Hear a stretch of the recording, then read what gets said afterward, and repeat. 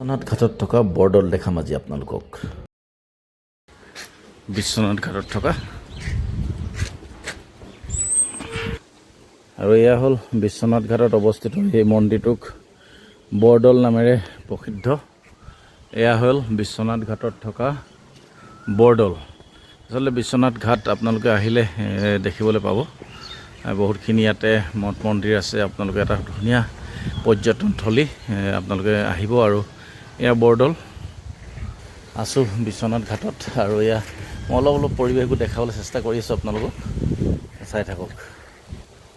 এয়া বৰদল, এয়া ভিতৰ চোৱা দলৰ।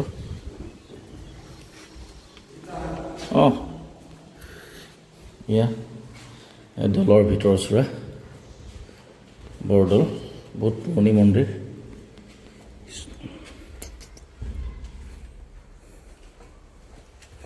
আৰু এয়া হ'ল দলৰ ভিতৰ চোৱা, বৰদলৰ ভিতৰ চোৱা। আমি আচলতে যিটো সময়ত গৈছিলোঁ একদম চমচান হৈ আছিলে আৰু চাকি বন্তি জ্বলোৱা আছিলে। আমি ধুনীয়াকৈ সেৱা কৰিলোঁ, প্ৰাৰ্থনা কৰিলোঁ।